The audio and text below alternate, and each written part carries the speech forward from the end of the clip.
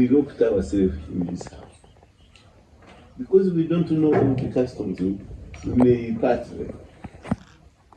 We remember that our ancestors, those days, when an enemy was found in the jurisdiction and they were going to spear him, he saw a man or a woman, a man usually, they ran to him, they ran to that man, and by force tried to circle the place. Or if they were friendly, they say, I want to be part of this family. I want to be part of this family. They will on each other shed some blood, and the one leaks that blood, swallows it, and the other one does. When we came here, we discussed our relations with each other, which has been very deep and real. And we said, today we do that ceremony of becoming brothers. He, my brother, younger brother, because I'm older, and me. So when we looked ourselves here, we were doing that. From now on, this is my brother. In our culture, brothers are more faithful, more protective than natural born brothers. So this morning, Professor Lumumba and I, George Kanyeihamba, we have become blood brothers and the wow. So from now on, I'll be called my brother. And the way he's going to help me found the Kanyeihamba Academy. He will be, presumably, if I ask him, become the first trustee. But he's a busy man in Africa. We want to invite our brother, another person who thinks like us, and you nominate more. The human rights famous activist of Ghana is suggested. What is his name? Bernard Omona.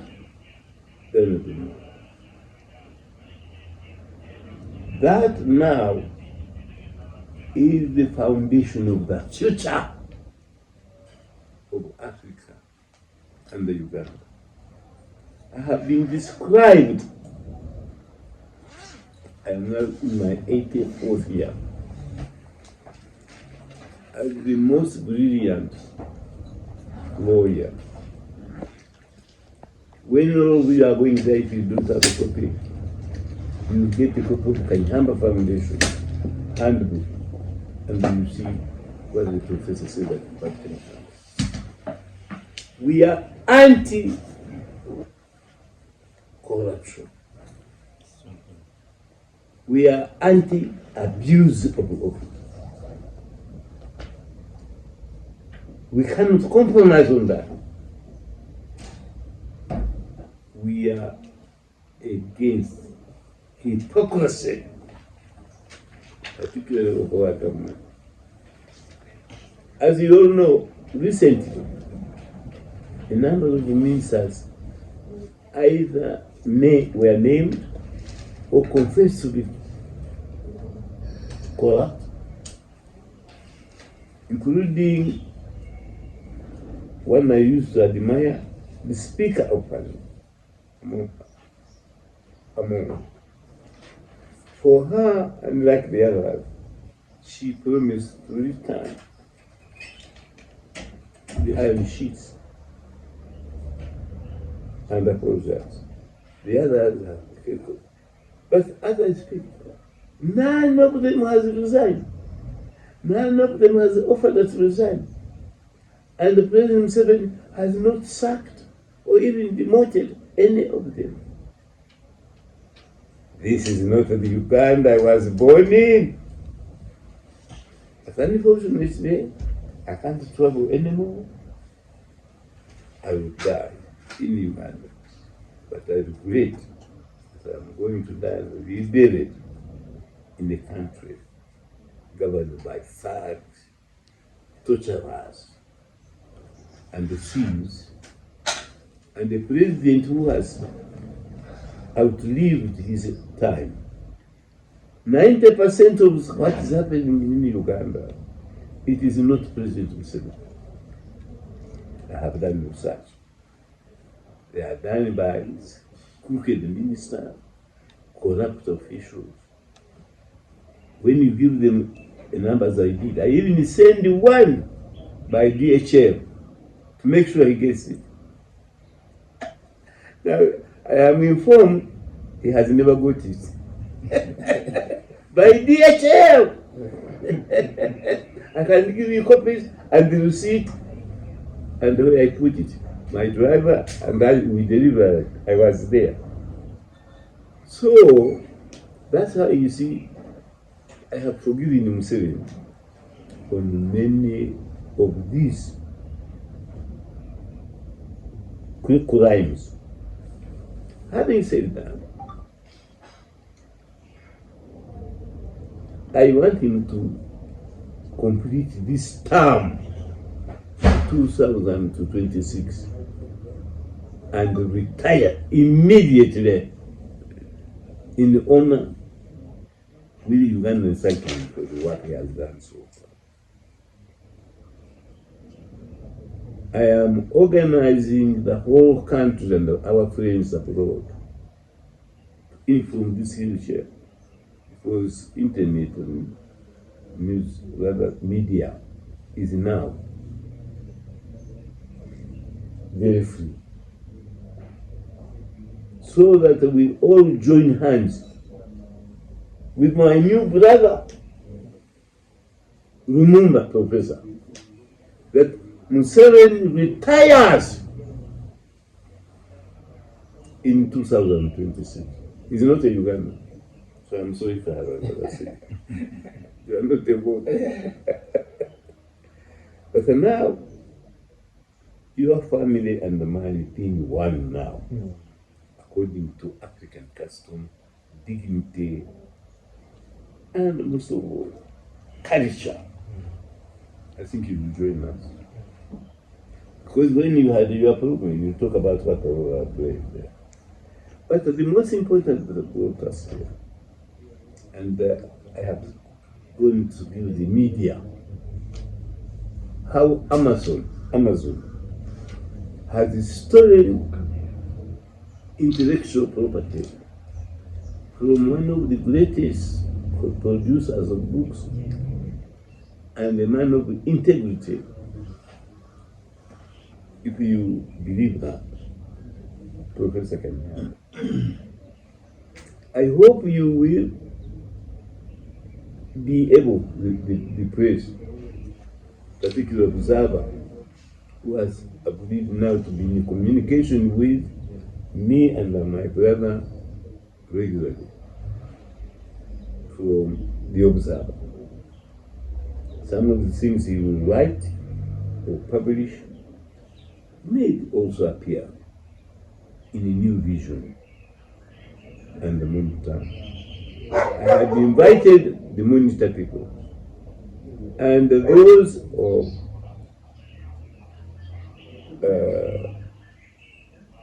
this weekly discussion group and other, including monitor. They have not come back. Not because they wouldn't wish, but that's the kind of government we have in this country. It tells people, we don't want to see Kanyeihamba name anymore. They have told monitor, they have told new vision. But they don't remember I co-own New Vision. I founded it with William Pike, the original founder and the editor of New Vision.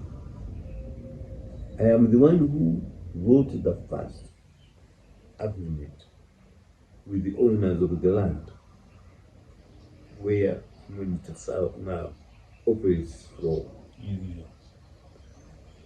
These journalists, they have never mentioned that I have defeated them 7 in legal battles 3 times because they have frightened to mention that Museveni has ever been defeated. Museveni doesn't make very little decisions in the government, but they all believe it is Museveni's decision. I know there are 3 people who make decisions for you, and if they don't agree with his decision, he withdraws. I think my brother here now, I will be calling you my brother, now that we have become brother by blood in accordance with African custom. He knows that since I became a judge of the Supreme Court and now retired, he has refused to see me. But I used to be his, what he called, troubleshooter.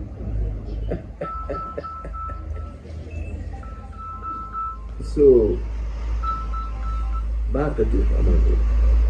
Where's my book, David? My thesis. Because when you do a wrong, you wrong many people.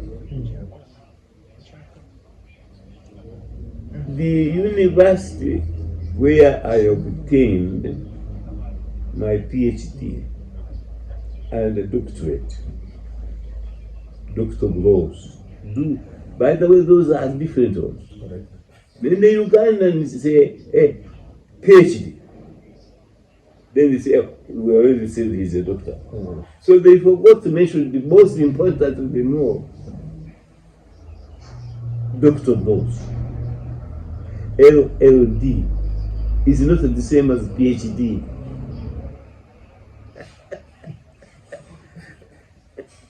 The others are awarded for academic achievement. You do tests, you write essays, and so PhD. It's called Doctor of Philosophy. But LLD's Dr. Rose, it awarded for contribution to the study and the knowledge of law. That's why when you look a man who has got LLD, it is much later in life than immediately after university. You have to achieve years of writing, contribution to teaching before you acquire that. But many Ugandans, I dare say even in Africa, once you say PhD, they think you have finished. I want all of you to get a free copy of that professional doctors. You see what degrees I have seen. I have seen there on the road saying, Professor Kanyeihamba. None of you has ever come to ask me, why did they call you the road in Buganda? Kanyeihamba Road. Then don't you have any curiosity at all? It's because of the contribution they think I have made to the Buganda kingdom. While the Kawaka said, be Musaja Wange, so I am the Musaja of Kawaka, the man of Kawaka of Buganda.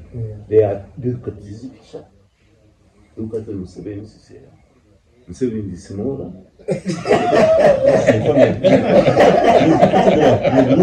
This one.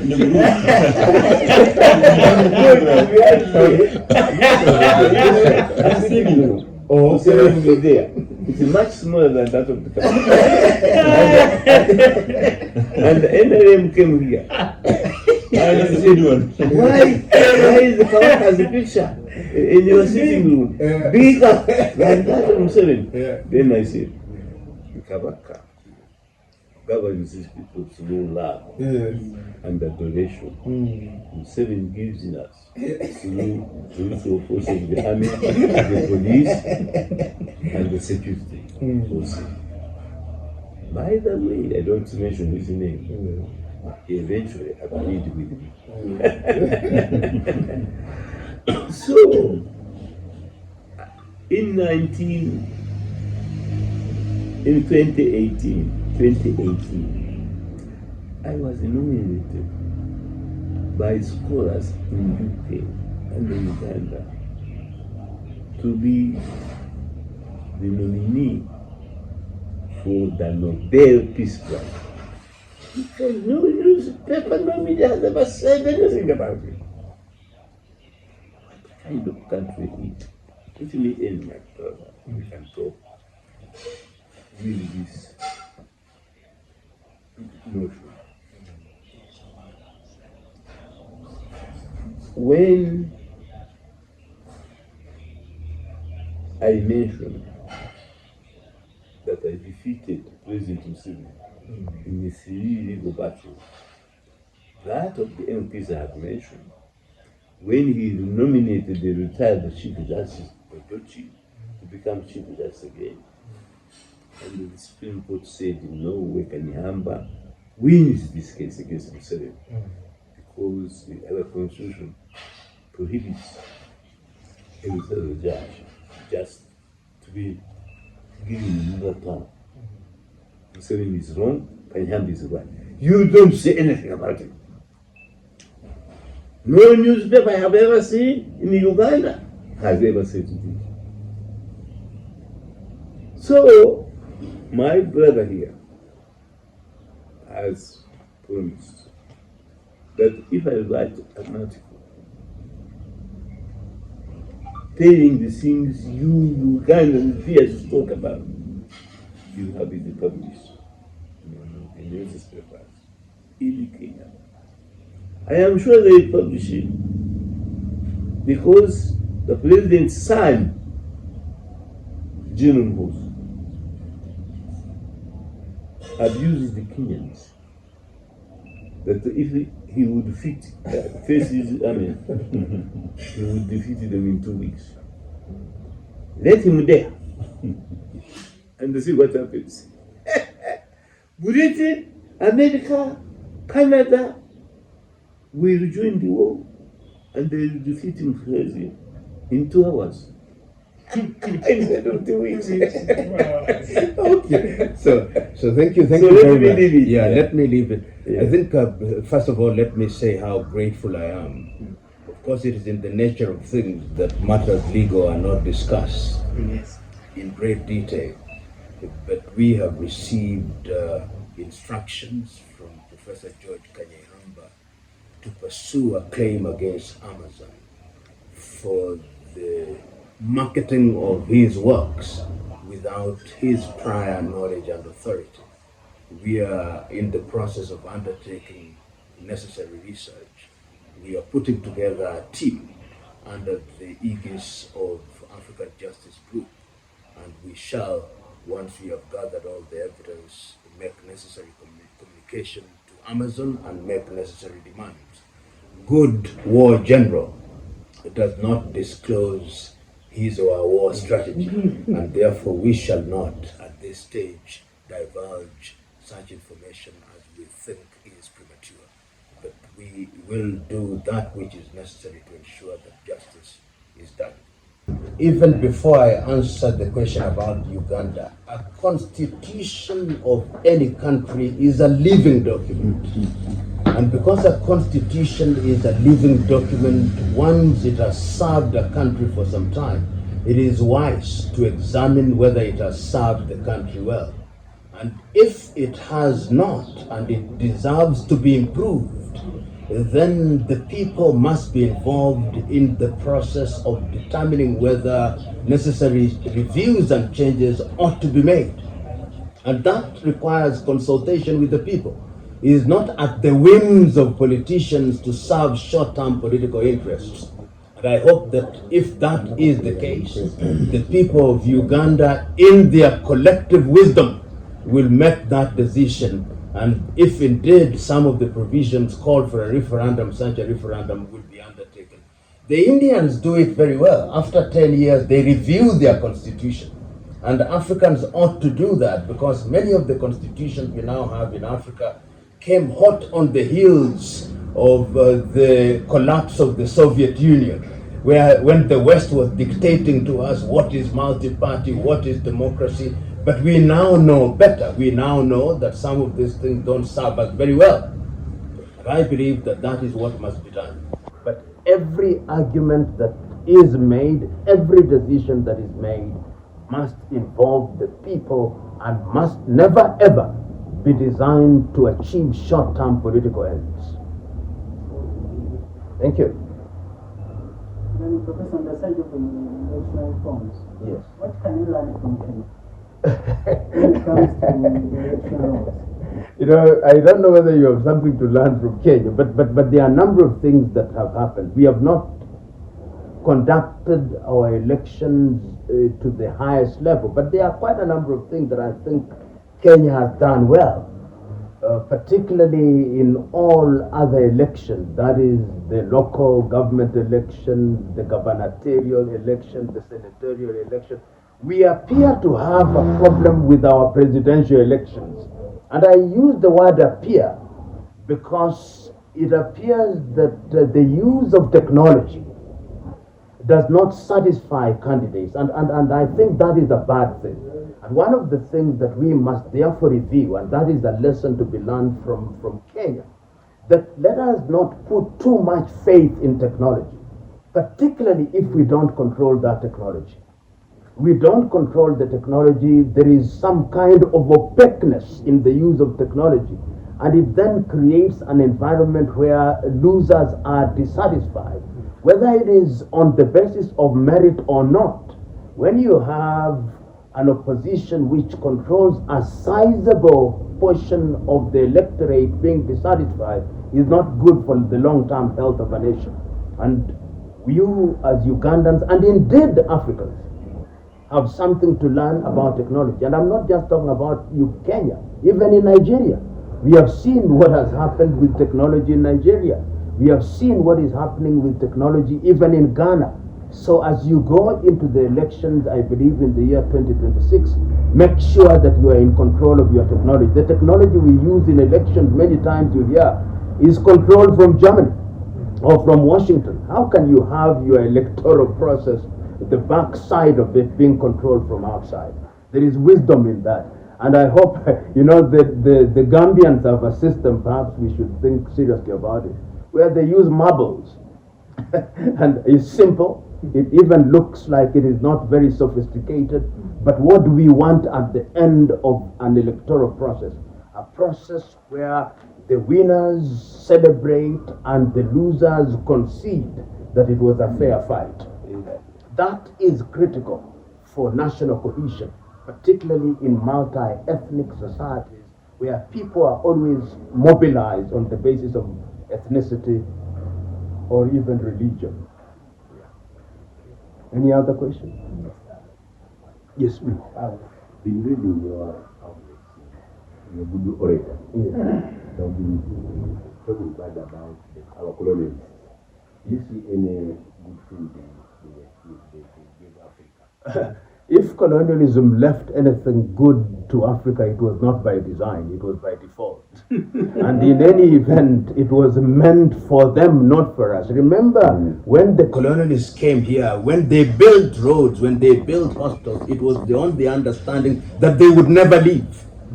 So if you look at it from that perspective, those things were not designed for you. They were designed for themselves, for purposes of their lives here. That is why they built urban areas where there was calabar. That's why they gave land tenure systems which was unique to them. So the things you called good was not by design. I met a young man recently in Zanzibar, and he told me something that was very ingenious. He told me, oh, these are the schools where they trained the people who would serve them. These are the churches where they talk to them spiritually so that they would be easy to control. These are the hospitals where they treated them so they can be healthy to be exploited. I thought that was ingenious. So on the face of them, they look good, but it's not by design. It is by default. Yeah. Back on the election forms. Yeah. Leader of the opposition, Honorable Robert recently said that the people of Ghana must not bank their hopes on any legislative reforms and so on. Do you need to pass through Museveni to do something? I don't believe. I think some of the things that say they look very nice when you say them, but we must distinguish populism and realism. There are things that you may wish could happen, but there are things that will not happen simply because you wish them. Whether one likes it or not, there is an existing administration. It is that administration that must be made to know that is in their best interest that reforms are made that creates an environment where electoral competition is fair. But that said, it is not lost on me that any regime will always want to manipulate laws in a manner that will benefit them. But history has also demonstrated that if people ask firmly and consistently, even the strongest of leaders and regimes will concede. So all efforts must be made. I was there in Kenya when we were, in 1992, I was a member of the Council of the Law Society when we were making demands for the removal of a single party state. And we made pressure. We demonstrated peacefully in the streets, and the administration of President Moi yielded. I was the secretary of the Constitution of Kenya Review Commission, and we walked around the country, and ultimately we brought a constitution for the people of Kenya. So it can't be done. We must never give up hope. Remember, when you are talking about the life of any country, don't ever measure it with your life. You and me, at the very best, we can do 100 years. But a nation exists forever, for generations and generations.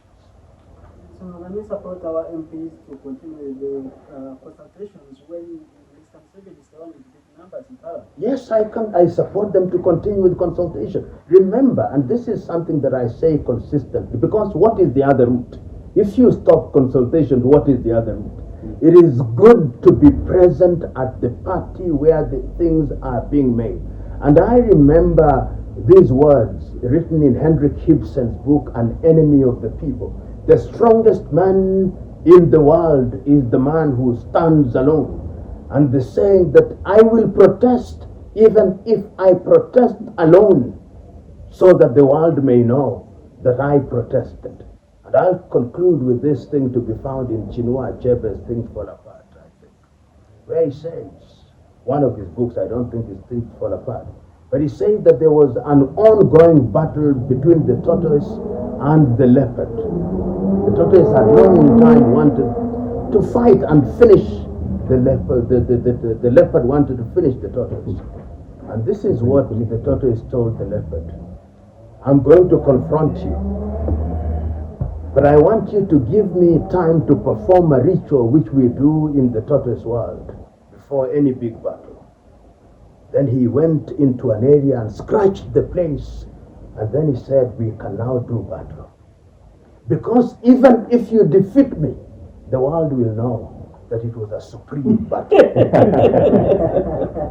Sometimes you do that. Yes. You don't win all battles, but you choose your battles carefully. You are sitting here with one of the greatest fighters of all time, intellectual fights. And he's a testament to that. Thank you very much. Thank you.